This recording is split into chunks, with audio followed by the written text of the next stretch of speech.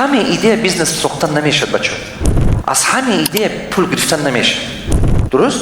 هست ایده که با بیزنس به تبدیل دادن میتوید، هست ایده که شما بیزنس به تبدیل دادن نمیتوید. مثال яком является ли идея план система продукт или услуг новый или уникальный. Хамон идея که شما دارید ایده تو новый هست یا نه؟ هوا یکون خیلی уникальный هست یا نه؟ هوا یکون چی необычный دارد یا نه؟ همین уникальность یا система با بودنش در کار، یا продукт با بودنش در کار، یا идея با دقت.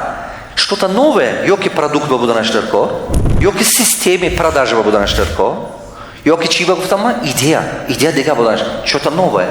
هوا یکون چیز نو بودنش در کار. اگه هوا یکون چیز نو هست, значит шанс هست. Дуем, существует спрос у потребителя. На данном этапе همین ایده شما گفتگی با خریدوارش هست می نمید, طلبات هست می نیست می. همون ایده که شما میگید همین شب و روز با همین در момент با همین با طلبات هست یا نیست. بعضی وقت میشه که ایده کروتوی نه که طلبات نیست. میدونید من چی با عذاب کشیدم همین особенно همین тренинг индустрии و از سال 2009 هست که من میبیام تاجیکستان گام میزنم. من سال преждевременно اومدم. مردم تیار نبود. وقتی که مردم تیار نبود من وقت من بسیار صرف کردم. به حد مهنت زیادتی کردم. حاضر اگر من سر میکردم آسان‌تر بود. چون که خلق уже میفهمد خوندن در کار اینترنت هست دیگه چیه уже بازار تیار شد.